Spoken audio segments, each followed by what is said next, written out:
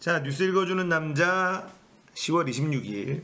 오늘은 별다른 이슈가 없어서 어제 말씀드렸던 우리나라의 부동산 거품 관련된 이야기를 간단하게 해드렸는데, 제가 그거를 조금 더 공부를 좀 조사를 좀 해왔습니다. 일본을 따라가고 있는데, 일본은 부동산이 거품이 한번 빠질 때 80년대서부터 치솟기 시작해서요, 90년대, 91년도가 거의 정점을 찍어요. 네. 일본의 부동산 폭등. 이게 이제 85년도에 플라자 합의라는 말씀을 드렸고, 이게 이 무역의 균형이 너무 안 맞으니까 미국이 일본의 따기를 한 방에 때리는데,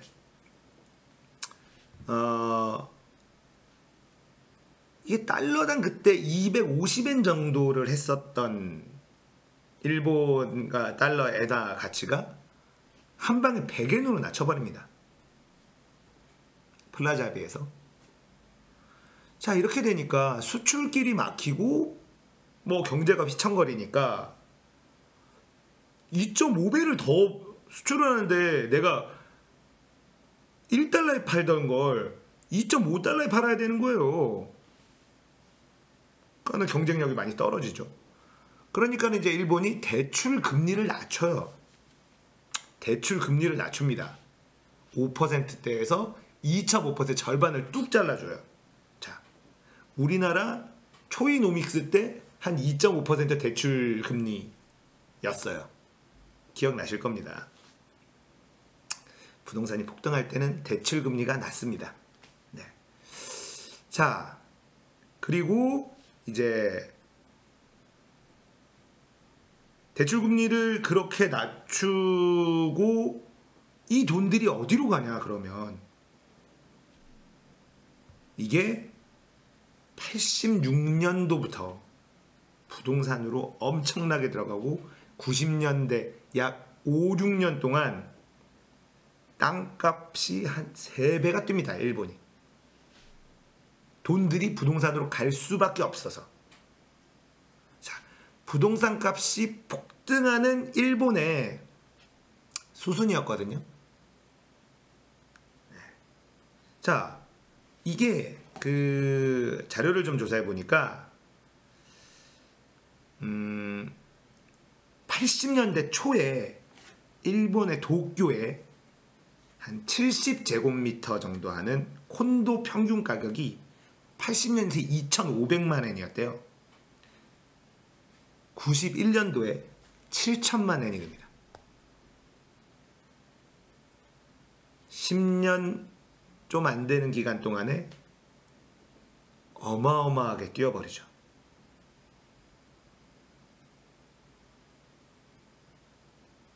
이게 이제 일본 부동산 거품의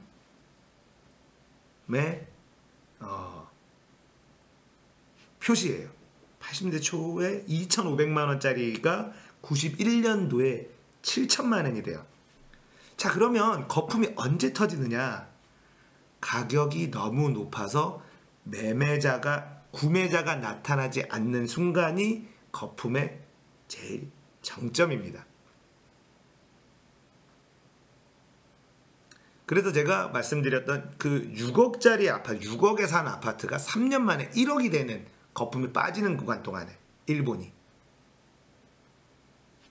폭락을 경험을 해요. 네. 자, 그러면 일본의 부동산 폭락이 한국은 일본과 다르다, 이렇게 얘기하는 부동산 전문가가 많거든요. 그래서 강남 불패, 아직도 여전히 부동산 불패 신화는 계속되고 있다, 이런 얘기들을 많이 하고, 아파트로 이제 돈을 번 사람들이 워낙 많으니까 우리는 상대적으로 되게 힘들죠. 박탈감도 오고 살 수가 없고. 자, 일본의 부동산 거품이 빠지는 그 구간을 한번 보면 어떻게 되느냐? 가격에 대한 피로감이 옵니다. 가격이 이 금액에 사기는 좀 너무 비싸. 이런 일단 심리가 시작을 해요. 워낙 거품이 이제 정점에 올랐어요. 정점에 올랐으면. 자, 그러면 매매가 많이 일어나진 않아요. 많이 일어나진 않습니다. 그리고 그 다음에 어떤 일이 벌어지냐면 대출 규제가 이루어집니다. 일본에서 일어난 거예요. 일본에서 90년도에 부동산 융자 총량 규제라는 것을 시작을 합니다. 대출 규제가 들어간 거죠. 이 90년도에 들어가고 91년도를 일본 부동산 거품의 정점이라고 보거든요. 90년도에 대출 규제를 시작을 하고요. 그 다음에 92년도에 지가세라는 걸 도입을 해요. 일본이. 자, 지가세는 뭐냐면 보유세, 우리나라의 종부세. 근데 이제 지가세가 일본은 집값의 0.3% 정도. 우리나라는 종부세 3%를 매깁니다. 평균적으로 3%. 물론 공시지가가 전부 다 반영하지 못하고 있기 때문에 뭐 그렇다고 하죠. 우리나라의 그 종부세 비율은 굉장히 세죠. 자, 이 과정을 거쳐서 부동산 거품이 빠지기 시작하는데 밑도 끝도 없이 빠져요. 6억짜리 아파트가 3년 만에 1억이 됩니다. 6억짜리 아파트가. 자, 이게 우리나라에서 일어나지 않겠느냐. 자, 지금 일본의 거품이 빠지는 그 시나리오를 제가 말씀을 드리는데 이게 지금 우리나라에서 똑같이 일어나고 있거든요. 9.13 대책, 대출 규제와 보유세. 자, 이 신호가 들어가고 나면 서서히 빠지다가 급락하는 순간에 걷잡을 수 없이 거품이 빠집니다. 그래서 이게 문제는 정부가 주도해서 집값의 거품을 빼는 작업을 하면 부작용이 좀 덜한데요. 외부 충격으로 인해서 집값의 거품이 터지면 굉장히 힘들어져요. 그게 제가 어제 말씀드린 중국발. 자, 중국의 부동산은 뭐 지방정부가 파산하지 않을 거다 이런 댓글들 봤는데, 자, 여러분들 그런 얘기 있어요. 중국의 재벌들, 중국의 부호들 중에 부동산 재벌들이 엄청 많아요. 중국의 몇 대 부자들 막 하면 그 중에 엄청나게 많은 퍼센티가 부동산 부자들이에요. 자, 중국은 땅을 소유할 수 없는데 땅은 소유할 수 없으나 건물은 소유할 수 있나 보죠. 그래서 그 부동산 재벌들이 너무 많아요. 그건 뭐냐면 부동산에 거품이 있다라는 뜻이죠. 중국 부동산에 거품이 터지는 순간 우리나라는 작살이 날 수밖에 없습니다.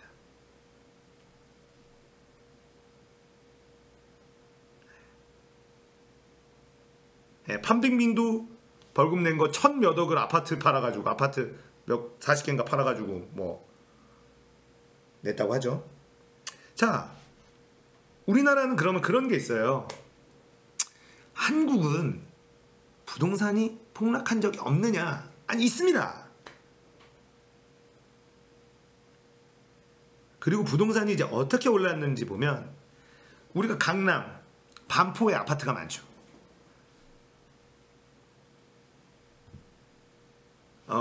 반포 주공아파트 30평대 2006년도에 11억 8천이었는데요. 2018년도 지금 34억이랍니다. 12년 만에 3배가 올랐어요.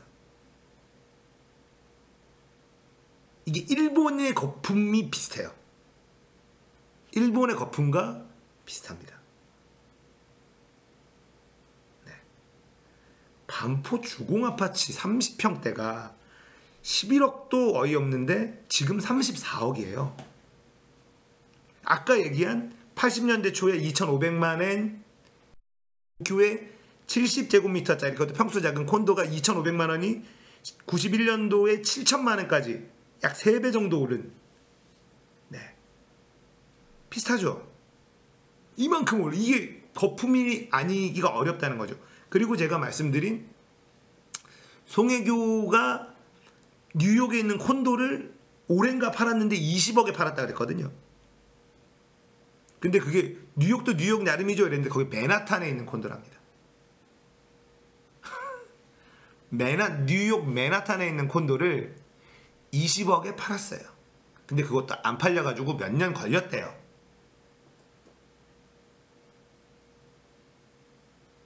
뉴욕 맨하탄에 있는 콘도가 20억인데 서울이 30억? 거품이다 아니다 얘기할 이유가 없는 거죠. 뉴욕은 우리나라보다 훨씬 더, 서울보다 훨씬 더 비싼 곳이고 훨씬 더 뭐 규모도 크고 뭐 그렇죠. 자, 이렇게 막 오르는데 제가 어제 말씀드린 부동산 가격이 오를 때와 내릴 때, 오를 때는 매매가 되는 금액이 최저가예요. 그 이하로는 매매가 아예 안 되죠. 오를 때는 10억에 내놨다가 10억 5천, 11억, 11억 5천, 12억 이렇게 뛰어요. 막 오르다가 어느 중간까지 이제 거품의 정점에 올랐다 그러면 구매자가 슬슬 눈치를 보기 시작해요.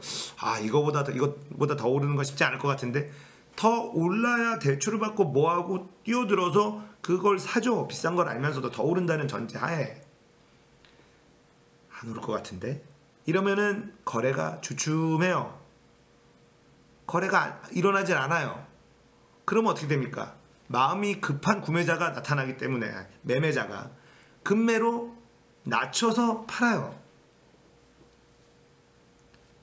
자, 근데 금액, 아파트 값이, 건물 값이 내려간다라는 분위기가 감지가 되면요, 안 사요. 쉽게 말씀드릴게요. 아파트 값이 오를 때는요, 사는 사람보다 파는 사람이 강자예요. 무슨 말인지 이해가시나요? 살려는 사람들이 굳이 좀 파세요. 아, 계약을 취소해요. 위약금 드릴 테니까 저 이 가격에 안 팔래요. 더 올려서 팔래요. 이래요. 공급자가 강자인데 가격이 떨어질 때는 매수자가 강자가 돼요. 이거 좀 사주세요. 네. 근데 살 사람 더 떨어질 것 같은데? 좀 보고 둘러보고 올게요. 이러면 급매로 팔아야 되는 사람들이 가격을 떨어뜨려요. 돈이 있는 사람들은 지금 내놓으면 안 된다니까. 지금 내놓으면 이거 분위기 타면 이거 계속 떨어진다니까. 그런데 대출을 많이 받고 돈이 없는 사람들 내놔야 돼요. 더 떨어지기 전에 손절해야 돼. 그러면서 부동산 거품이 빠지는 분위기가 조성이 되면 끝도 없이 추락을 합니다. 자, 여러분들은 우리나라의 부동산 거품은 터진 적이 없다 이렇게 얘기하지만, 거품이 일본처럼 터진 적은 없지만 제가 말씀드린 것처럼 하우스 푸어가 대세였었던 적이 있습니다.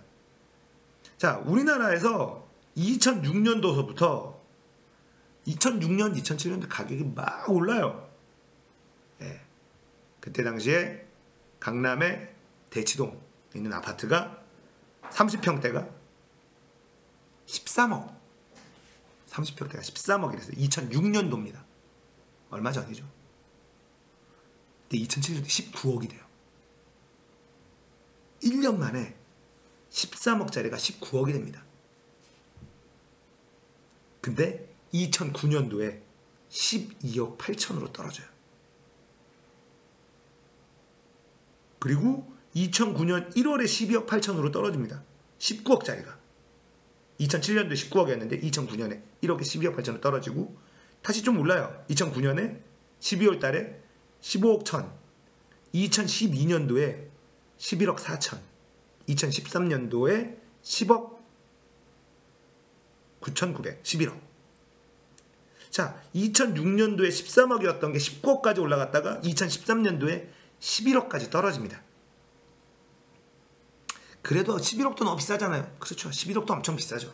근데 이 올라갔다 내려갔다 이 내려가는 40% 이상 폭락을 한 경험을 우리가 했어요. 그때 하우스 푸어라는 얘기가 단어가 나왔죠. 계속 올라가니까 지금이라도 내가 집을 사야 되나 해서 대출을 많이 끼고 집 산 사람들이 집값이 계속 떨어지니까 팔지도 못하고 냉가슴만 앓고 있었던 사람들을 하우스 푸어라고 했어요. 대출 이자만 이거는 매매가입니다. 호가가 아니라 매매가. 제가 조사한 거는 매매가 이루어진 가격.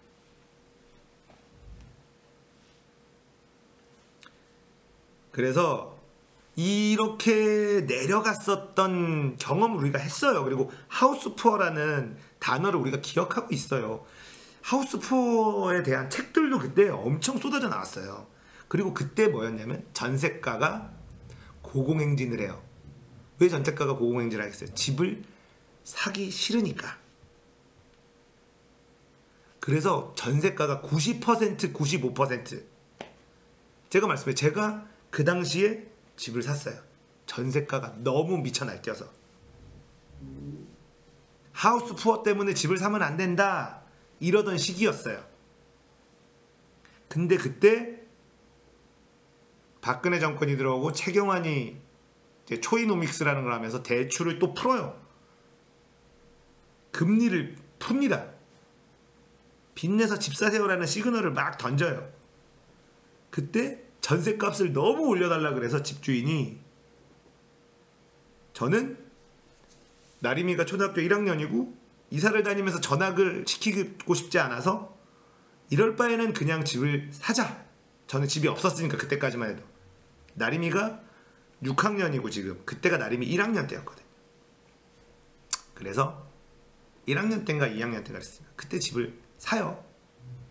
빚을 내서 은행에서 대출을 받아서. 그러니까 그 당시의 분위기는 집 사면 안 된다는 분위기였거든요. 근데 어차피 저는 1가구 1주택이니까 빚내서 집을 사도 크게 문제가 없다 이렇게 판단을 하고, 어차피 이 전세값 언제까지 올려줄 거냐 전세값을. 그럴 바에는 마음 편하게 집을 사자. 그리고 나림이가 학교 다니는 동안에 이사 다닐 걱정을 안 하도록 하자. 이렇게 돼서 저도 그랬거든요. 2년마다 가면 저는 막 6개월마다 이사 가고 그랬어요. 저 어렸을 때는 계약 기간이 6개월이었어요. 막.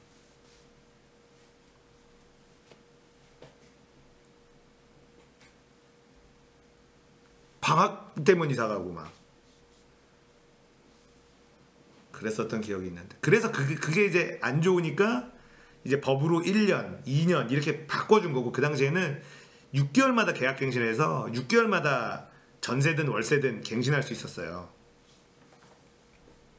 네, 제가 그런 기억이 있어서 그렇게 이사 다니는 건 너무 싫어가지고. 그런 분들은 월세 많잖아요. 그래서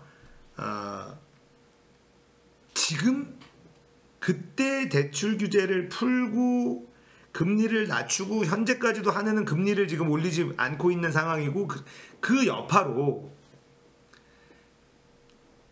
올해 부동산 값이, 아파트 값이 폭등을 한 거예요. 자, 아파트 값이 폭등하는 것도 한 방이 아니라 그 시그널이 쌓인 게 효과가 나타나기 시작하면서 확 올라가는 거거든요. 자, 그래서 문재인 정부 때 왜 집값을 못 잡을까 뭐 이런 고민들을 했었는데, 저도 이제 공부를 하다 보니까 이렇게 해서 올라갔고, 그 당시에 정책이 이제 약발이 빵 터진 거거든요. 그리고 이제 잡히기 시작하는데, 9.13 대책, 9.13 부동산 대책이라는 거 여러분들 많이 들어보셨죠? 종부세 더 세게 매기고 뭐 대출 규제하고 뭐 이런 것들을 했는데, 그때 당시 뉴스에 나온 것들을 보고 대충 반응이 약하다였어요. 근데 저도 지금 요 부동산 얘기하면서 조금 조사해보고 하니까 9.13 대책이 굉장히 센 대책이에요. 굉장히 강력한 대책이고, 이 효과는 부동산 거품을 터트릴 정도로 강력한 대책일 수도 있다. 저는 개인적으로 그렇게 생각을 해요. 뭐가 제일 세냐면 종부세도 굉장히 세고요. 1주택자는 거의 상관이 없어요. 그리고 이 9.13 대책에 뭐 여러 가지 복잡해요. 뭐 DT, 뭐 DTV, LTV인가, 뭐 DTI, 뭐 이런 거 복잡하니까 그런 것들을 설명해봐야 사실 귀에 쏙쏙 안 들어오고 9.13 대책은 한마디로 얘기하면 내가 살 집 아니면 대출 안 해줘. 내가 들어가서 살 집이 아니면 대출은 못합니다예요. 그냥 대출을 어렵게 하는 게 아니라 그냥 못함. 자, 내가 살고 있는 아파트가 있어요. 근데 저기 강남에 재건축 단지를 하나 투자 목적으로 사고 싶어. 근데 거기는 워낙 낡고 집값은 재건축 이슈 때문에 집값은 너무 비싸거든요. 녹물 나오고 막 쓰레기 같아. 집이 쓰러져가는 집이란 말이에요. 그래서 거기에 전세값이 집값의 한 40%밖에 안 돼요. 그러면 나머지 금액을 자기 현찰 플러스 전세를 끼고 한다 대출을 많이 받을 수밖에 없거든요. 자, 나 강남에 재건축 이슈 있는 아파트 하나 살게요. 들어가서 살 겁니까? 아니요, 투자 목적으로. 그럼 대출은 안 돼요. 대출이 어려운 게 아니라 그냥 대출을 안 됨. 대출 안 됨이에요. 그냥. 그러니까 내가 들어가서 살 집이 아니면 은행에서 집 사는데 대출해주지 마라. 이게 심플하게 정리한 9.13 대책이에요. 부동산 정책.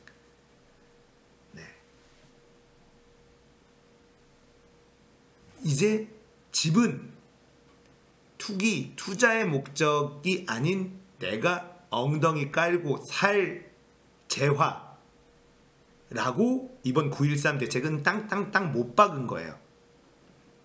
그리고 임대사업자에 대해서도 제약을 가하는데 기존에 있는 임대사업자는 안 건들고 신규로 임대사업자를 하는 사람들한테는 또 제약을 가했어요. 자, 지금 이렇게 심플하게 얘기하면 여러 가지 복잡한 대출 규제 이런 게 있는데 투자를 위해서 뭔가를 하려고 하면 9.13 대책은 못함이에요.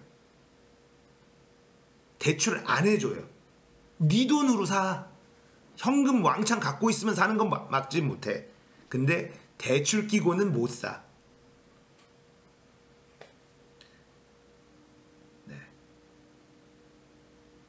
대출 끼고는 못 사요. 그래서 이제 정부가 꺼내는 게 대출 규제라는 걸 하죠. 대출 규제는 자, 얼마를 대출을 해주는데 네 소득이 얼마야. 그래서 이거를 갚을 수 있는 능력이 있는지 없는지에 대해서 퍼센티지를 높여요. 내가 연봉이 3천만 원이면 생활하고 뭐하고 그러면 너가 대출을 갚을 수 있는 금액이 1년에 한 500만 원 정도 갚을 수 있겠구나. 그러면 그 금액만큼의 상응하는 총 대출 금액을 정해요. 그래서 금리가 아니라 그래서 그런 걸 퍼센티지를 높여서 대출 받을 수 있는 금액을 낮추는 이런 것들은 많이 했는데 9.13 대책은 대출 땡 이거를 해주는 게 9.13 대책이라고 보시면 됩니다. 심플하게. 그러니까 복잡한 것들 많은데 그럼 머리가 아프니까 과세 구간 나발이고 이런 것들 종부세 여러분들 대부분 상관없어요. 종부세가 내가 되느냐 마느냐 고민하는 분들은 살만한 사람이에요. 부자라고 보시면 됩니다. 종부세 내면 부자. 근데 종부세 내는 게 아까워. 그러면 그 아파트를 팔고 좀 싼 데로 이사 오면 돼요. 근데 나는 이 돈 정도 종부세를 내면서도 난 이 동네 사는 게 좋아. 그럼 내면 되는 거고. 그러면 돼요. 그러니까 종부세가 비율이 높아지면 이제 고민이 뭐가 나오냐면 자, 내가 종부세를 내고 이 건물을 몇 채가 있는 거를 쥐고 있는 게 나은지 아니면 처분하고 종부세에서 벗어나는 게 나은지 이거에 대한 고민을 하게 되는 거죠. 그러면 어차피 건물값이 이 분위기로면 이제 안 오를 거니까 사실은 종부세가 있어도 계속 다주택을 갖고 있는 사람들은 뭐냐면 종부세를 내도 아파트 값이 오르는 폭이 훨씬 더 크니까 이게 이익이란 말이에요. 근데 종부세를 내가 계속 내가면서 아파트 값이 안 올라 아니면 떨어져. 그러면은 팔게 매물로 내놓는 게 합리적인 판단이죠. 그게 1가구 1주택은 거의 해당 없어요. 거의 해당 없습니다. 1가구 2주택, 3주택, 4주택부터 퍼센테이지가 빵빵빵 올라가니까, 그러니까 종부세에 대해서는 자세하게 설명하면 복잡하기 때문에, 그래서 종부세 내는 분들은 일단 부자다 이렇게 보시면 되고, 그 부자들은 돈의 계산에 빠르기 때문에 종부세가 내면서 내가 집을 갖고 있는 게 이익인지 아닌지 빠르게 판단하고 집을 처분을 하든 뭐 이런 거 결정하면 돼요. 그 결정은 사실 내는 입장에서는 억울하겠지만 결국은 내가 더 이득 보는 거로 선택하면 되는 거고, 이번 9.13 대책에 뭐 여러 가지, 근데 우리한테 와닿는 건 투기 세력들이 집값을 떠받쳐서 띄우는 걸 불가능하게 만들었다. 정말 강력한 정책이다. 이런 정도의 정책은 일본의 부동산 거품이 빠질 때보다 훨씬 더 강력한 정책이에요.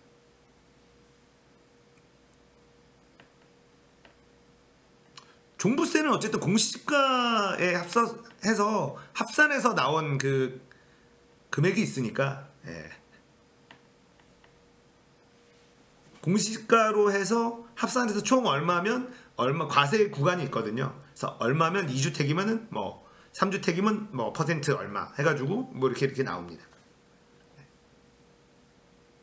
근데 주택이 아니고 장사하는 건물에 상가 건물이면 또 적용이 좀 다를 수도 있고, 저도 그 부분에 대해 자세하게 모르겠어요. 지금의 이 9.13 대책은 주로 아파트, 상가 건물은 또 별개의 또 문제라서 그건 잘 모르겠네요. 저도.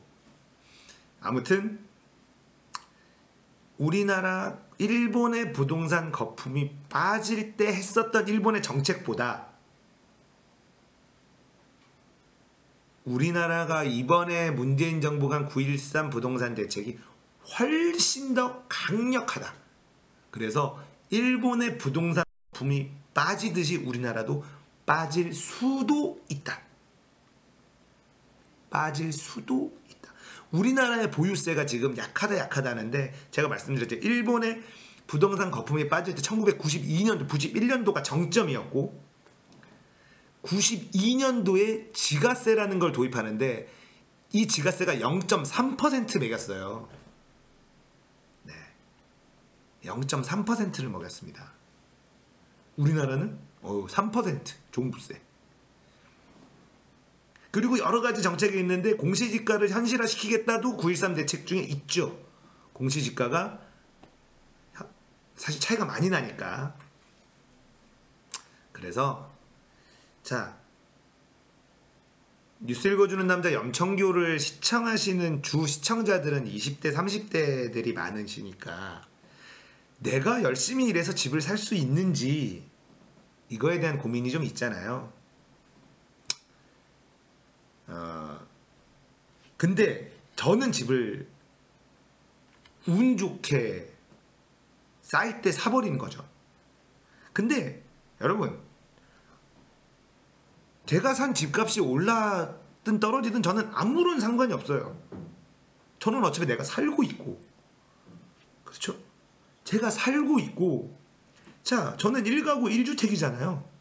제가 사는 집을 팔고 다른 데로 이사 갔을 때 우리 집값이 올랐으면 다른 데는 안 올랐을까요? 다른 데도 올랐으면 그게 그거야. 내 집값이 떨어졌어. 다른 데 이걸 팔고 다른 집으로 이사 갔는데 비슷한 평수에 갔는데 다른 데도 떨어졌어요. 그게 그거예요. 집값이 오르든 떨어지든 1가구 1주택은 아무런 상관이 없다. 일이 일비할 필요도 없어요. 그래서 집값이 올랐네 좋아하고 뭐하고 내 집만 오르지 않아요. 내 집만 오르지 않고 내 집만 떨어지는 거 아니고. 자, 집값이 올랐을 때 이득 보려면 서울에서 집값이 폭등했어요. 지금 팔고 지방으로 내려가면 현금 좀 만지면서 따뜻하게 살 수 있죠. 아니면 강남 노른자를 팔고 강북 은평구로 가. 여러분 따뜻하게 할 수 있어.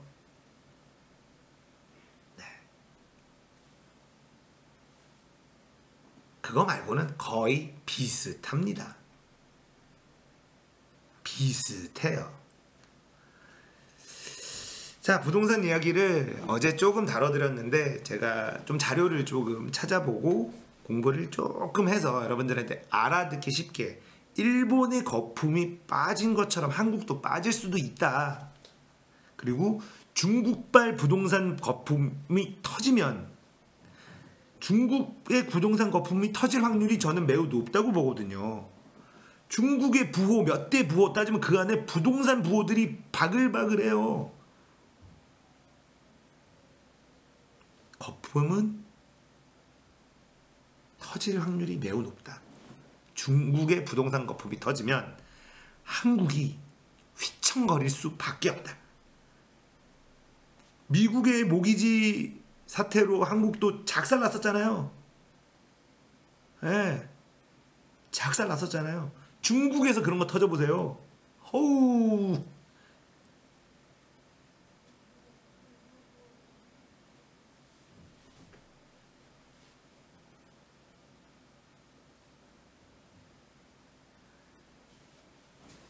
자, 우린 어차피 내가 엉덩이 붙이고 살 집을 내가 열심히 벌어서 약간의 대출을 끼고 구매할 수 있으면 좋겠다 에요. 그잖아요. 우리가 원하는 건 그거잖아요. 내가 중소기업을 다녀. 학고회사밖에 안 다녀. 그래서 내가 연봉이 한 몇 년 차 됐는데 3천도 힘들어.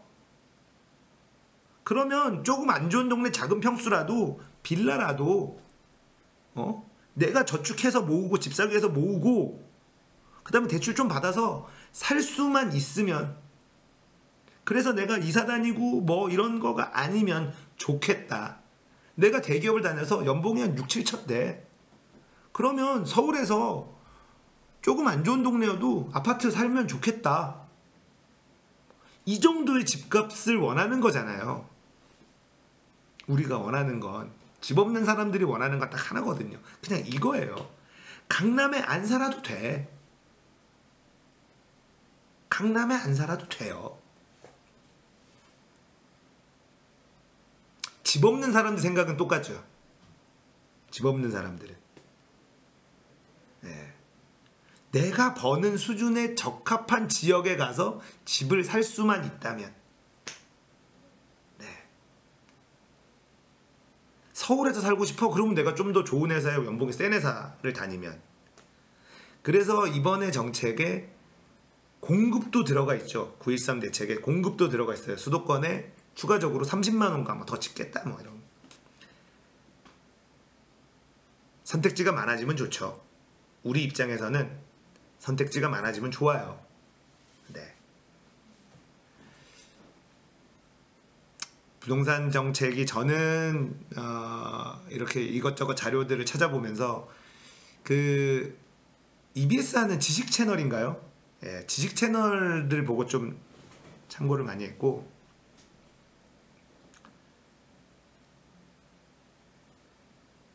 느낀 점은 부동산 가격이 올라서 국민들은 행복해질 수가 없다.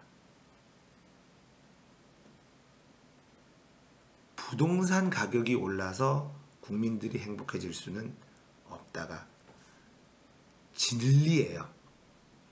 진리.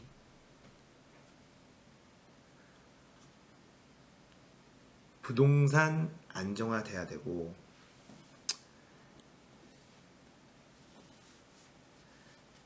일단 제가 늘 얘기하지만 부동산을 잡기 위해선 교육부터 출발해야 된다. 대한민국은 교육을 건드리면 부동산이고 뭐고 나머지들이 다 잡혀요.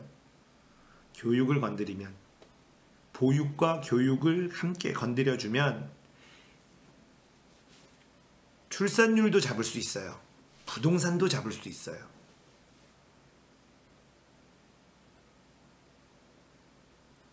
우리나라 사람들은 매우 민감하기 때문에 교육에. 그래서 제가 늘 주장하는 거잖아요. 지거국, 지역 거점 국립대 무상. 지거국 등록금 무료 할 수 있습니다. 왜 못하겠어요? 사립대에서 주는 비용들 있잖아요. 국가가 사립대에서 주는 재정들 있잖아요. 이거 좀만 줄이면 지고국 등록금 무료 못하겠습니까? 네? 그냥 심플하게 생각해 보세요. 지고국 만약에 무상이면 그 동네에 똑똑한 애들이 서울대 갈 거 아니면 고민을 한다니까요. 출산율 교육을 해결해도 올라갈지 않을 것 같다고요? 교육뿐 아니라 보육까지 같이 건드려야죠. 보육. 결혼하고 애 안 낳는 사람이 의외로 굉장히 많아요. 근데 아이를 낳고 키우는 걸 국가가 돈을 지원해주면 다 낳죠. 내가 아이를 낳는 건 나의 즐거움이에요. 근데 아이를 왜 안 낳느냐? 키우기가 너무 힘들어.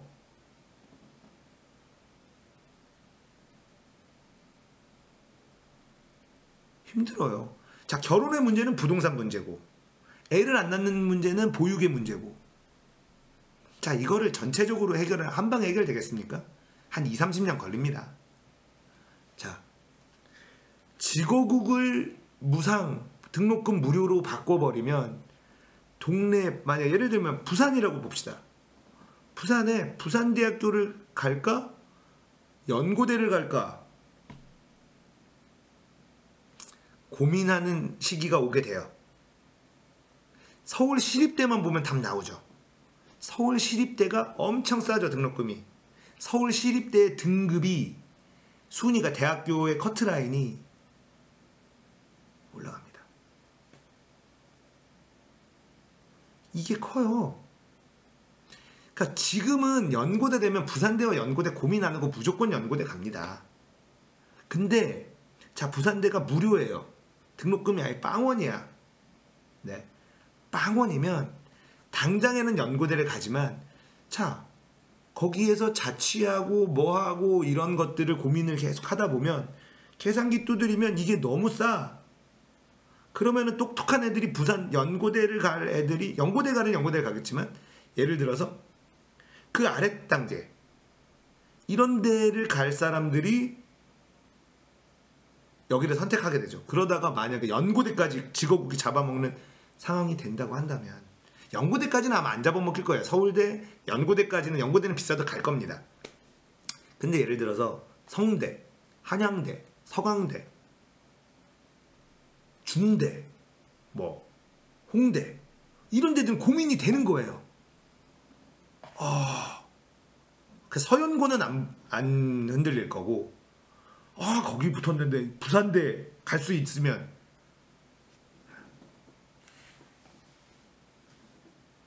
이렇게 만들고, 그 다음에 기업들이 지방에, 왜 지방에다가 회사를 안 두려고 하냐면 사람 뽑기가 너무 힘들어요. 사람을 뽑기가 힘들어. 그래서 지거국에 똑똑한 인재들이 많이 배출이 되면 그 다음에 정부가 역으로 지방으로, 지자체들이 기업을 유치하면서 세제 혜택을 주고, 거기에 그 지역 거점 국립대학교에서 들어간 똑똑한 애들을 많이 채용하게 되면서 선순환 구조가 돌아가게만 된다면 부동산 문제도 좀 잡혀요. 물론 이게 한 10년 이상 걸리는 플랜이겠죠. 교육을 먼저 건드리면 나머지 것들을 건드릴 수 있어요. 교육을 먼저 건드리면 나머지 거를 건드릴 수 있다. 저는 개인적으로 그렇게 생각을 하고 있습니다. 아무튼 뭐 부동산 이야기 좀 다뤄봤는데요. 부동산 폭등은 지금 잡히는 중이고, 뉴스에서 강남 아파트 드디어 하락세 얘기가 나오고 있죠. 자, 이 하락세가 공포심리까지 조장이 돼서 만약에 매물들이 쏟아져 나오면 꽤나 빠르게 하락할 가능성도 있습니다. 하우스푸어라는 얘기가 다시 등장할 수도 있죠. 지켜보도록 하겠습니다. 자, 뉴스 읽어주는 남자 염청규 유튜브 채널, 팟빵 유튜브 채널 구독, 좋아요 눌러주세요.